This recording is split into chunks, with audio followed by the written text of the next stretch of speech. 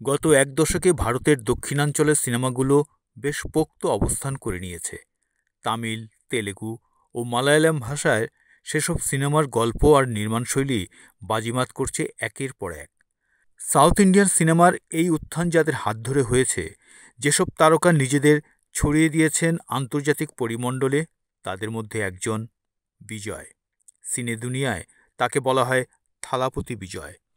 থালাপতি অর্থ নেতা, অর্থাৎ বিজয়কে এ প্রজন্মের পথপ্রদর্শক বললেও ভুল হবে না। তিনি তামিল সিনেমার সর্বোচ্চ সম্মানী পাওয়া অভিনেতা। বিজয়ের আসল নাম জোসেফ বিজয় চন্দ্রশেখর।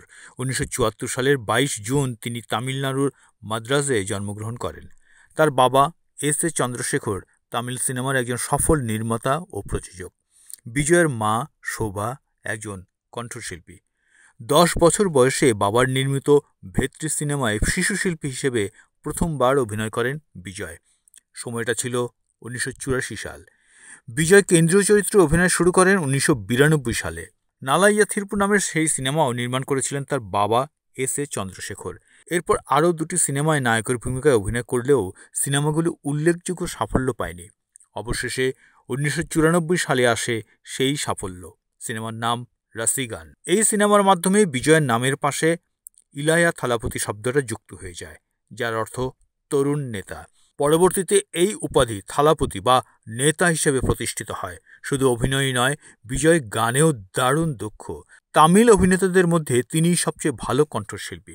1994 সালে রাসিগান সিনেমার মাধ্যমে বিজয় প্লেব্যাক গায়ক হিসেবেও আত্মপ্রকাশ করেন। এরপর 2 ডজনেরও বেশি গান করেছেন তিনি।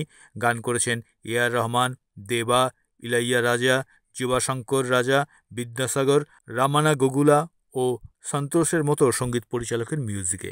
বিজয় তার সাফল্যময় ক্যারিয়ারে 64টি সিনেমায় অভিনয় করেছেন, যার মধ্যে সফল সিনেমার সংখ্যাই বেশি।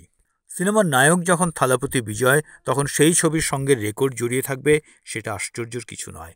তার সর্বশেষ মুক্তিপ্রাপ্ত cinema goat, greatest of all time, box অফিসে প্রথম দিনে 100 কোটি রুপি আয় করে। সিনেমাটি মুক্তি পেয়েছে গত বছর 5ই সেপ্টেম্বর।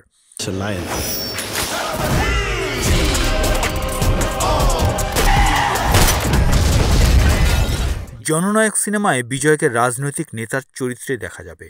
এই সিনেমার জন্য 275 কোটি রুপি পারিশ্রমিক নিচ্ছেন এই তারকা। সিনেমাটি পরিচালনা করছেন এইচ বিনোদ।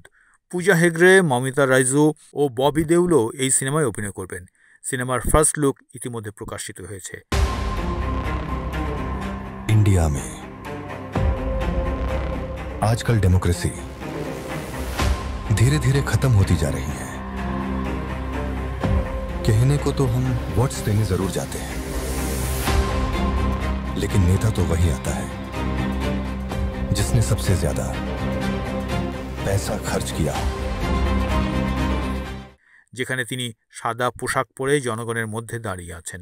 তার 69তম চলচ্চিত্র জননায়কই হবে তার শেষ চলচ্চিত্র।